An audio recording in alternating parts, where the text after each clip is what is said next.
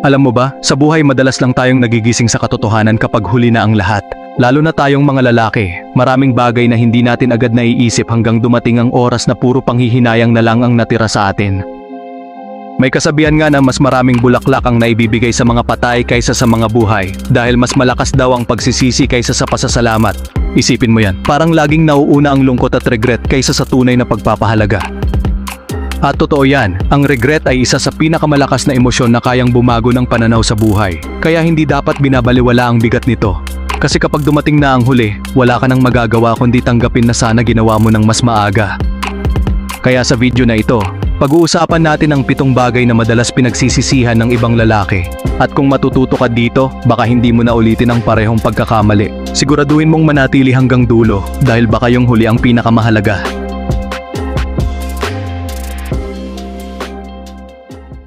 Regret number 1, letting others kill your dreams. Isipin mo to. Ilang tao kaya ang pinatay ang sarili nilang pangarap dahil lang sa takot sa sasabihin ng iba. Madalas tayong matigil kasi baka pagtawanan, baka husgahan, o baka hindi suportahan ng mga taong nasa paligid natin. Pero ang tanong, may halaga pa ba sila 10 taon mula ngayon? Maraming beses yung mga hinahayaan mong pumigil sa'yo ngayon, hindi na magiging parte ng buhay mo sa hinaharap. At ang masakit, iniwan mo yung pangarap mo para sa kanila. Kahit pamilya o malapit na kaibigan, minsan sila pa ang unang tatawa sa ideya mo. Pero tandaan mo, ikaw ang may hawak ng kinabukasan mo, hindi sila. Kung pinili mong makinig sa kanila, ikaw rin ang magdadala ng bigat ng pagsisisi balang araw. Subukan mong itanong sa sarili mo, kung walang ibang tao na huhusga sa'yo, anong gagawin mo ngayon? Siguro matagal ka nang nagsimula ng negosyo, o nag-upload ng unang video, o tinuloy yung bagay na matagal mo nang gustong simulan. Kaya wag mong hayaang patayin ng iba ang apoy sa loob mo, dahil kung hindi ka kikilos dahil lang sa takot sa opinyon ng ibang tao, ang regret na mararamdaman mo sa huli ay magiging sobrang bigat na halos hindi mo kayanin. Regret number 2, not standing up against bullies. Kung iniisip mo na ang bully ay para lang sa school, nagkakamali ka. Sa totoo lang, may mga bully kahit saan, pwede sa trabaho, pwede sa pamilya, at minsan nasa paligid lang natin pero hindi natin agad napapansin.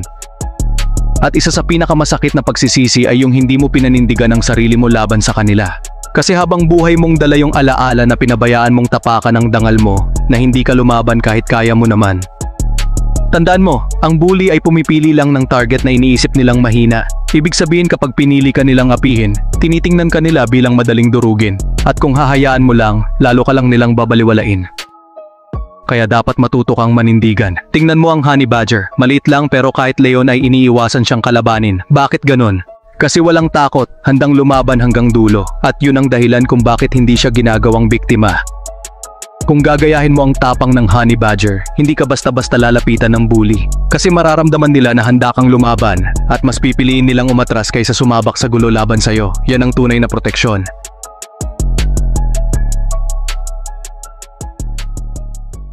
Regret number 3, wasting prime years. May tinatawag tayong prime years. Ito yung panahon na halos sabay na malakas ang katawan at malinaw ang isip. Para bang nasa iyo lahat ng enerhiya at talino para abutin ang mga bagay na dati ay pangarap mo lang. Pero ang malungkot, maraming lalaki ang hindi nasusulit ang panahong ito. Madalas nauubos sa walang saysay na bisyo o sa mga bagay na walang dinudulot na progreso. At pag tumanda na sila, saka lang nila napapansin ang sayang. Kung bata ka pa ngayon, ito na ang oras para buuin ang sarili mo, palakasin ang katawan mo, palawakin ang isip mo, at sanayin ang disiplina mo. Kasi sa huli, ikaw lang din ang makikinabang sa pinaghirapan mo. Kapag dumating yung panahon na lumaban ka sa hamon ng buhay, maaalala mo yung effort na binuhos mo nung prime years mo. At doon mo mararamdaman ang saya, kasi alam mong hindi mo sinayang yung pagkakataon.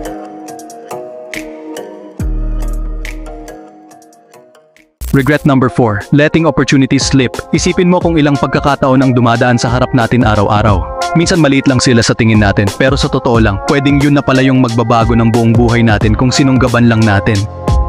Ang problema, karamihan ng tao pinapalampas lang, nahihiya, natatakot o kaya tamad gumalaw. Pero habang nagdadalawang isip sila, yung mga mas handang sumubok, sila ang nakikinabang at nauuna sa karera ng buhay. Tignan mo ang panahon ngayon, sobrang dami ng oportunidad. May internet, may negosyo online, may paraan para kumita kahit nasa bahay ka lang. Hindi ito posible dati, pero ngayon hawak mo na siya sa kamay mo. Kung kaya mong magsipag at hindi sumuko, pwede mong makuha ang kalayaan na pinapangarap ng marami. Kaya wag mong hintayin na lumipas ang tsansa dahil ang mga oportunidad na pinakawalan mo ngayon ay madalas hindi na bumabalik.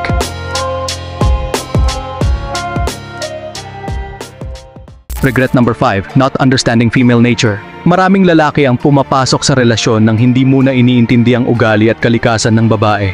Madalas kasi nadadala lang sa itsura at nakakaligtaan ng mas malalim na aspeto na mas importante sa pangmatagalang relasyon. Ang resulta, marami ang napapahamak sa maling relasyon. Yung iba, nauubos ang oras at pera. Yung iba naman, tuluyang nasisira ang direksyon ng buhay at may ilan pa na nagsasabing halos buong buhay nila ang nawasak dahil dito. Kaya bago ka pumasok sa seryosong commitment, mas mabuti na pagtuunan mo muna ng oras ang sarili mo. Palakasin mo ang katawan mo, linangin ang isip mo, at hanapin ang tunay mong layunin bilang isang lalaki. Kapag malinaw na sa'yo ang purpose mo, mas madali mong makikita kung sino ang babae na susuporta dito at hindi magiging hadlang. At tandaan, mas mabuting ikaw ang pumili ng tama, kaysa ikaw ang magsisi sa maling desisyon balang araw.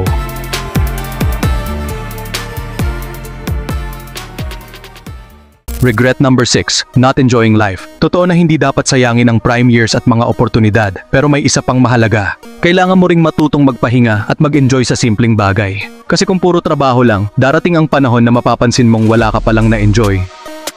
Minsan sapat na yung simpleng lakad sa labas, paghinga ng sariwang hangin, o pag-upo at pagpasalamat sa mga bagay na meron ka. Maliit man sila, pero sila ang nagbibigay ng tunay na halaga sa araw-araw mong buhay. Ang problema, madalas ikumpara natin ang sarili sa nakikita sa social media. Parang lahat mas masaya, mas mayaman, mas matagumpay kaysa sayo. Pero ang totoo, pinapakita lang nila ang pinakamagandang parte ng buhay nila. Kaya kung lagi mong ihahambing ang sarili mo sa kanila, siguradong hindi ka magiging masaya. Kaya minsan, kailangan mong isara ang cellphone mo, tumingin sa paligid, at mapagtanto na ang buhay na hawak mo ngayon ay isa ng malaking regalo.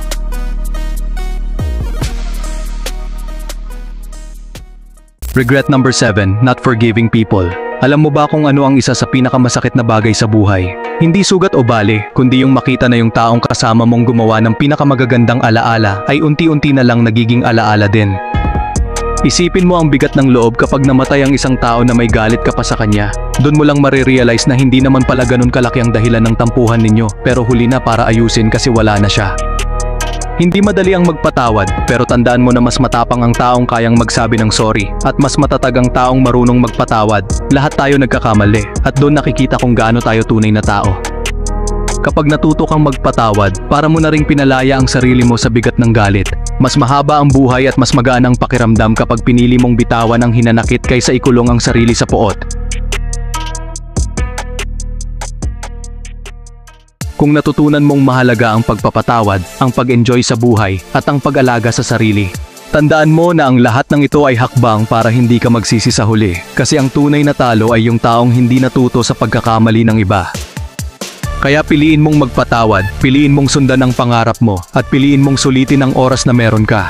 Dahil sa huli, ikaw din ang makikinabang sa desisyon mong mabuhay ng buo at walang iniwan na panghihinayang.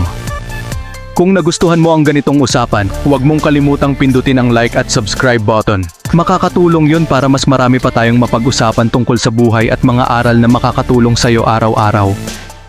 Hanggang dito na lang muna, sana ay may napulot kang mahalagang bagay na pwede mong dalhin sa sarili mong journey.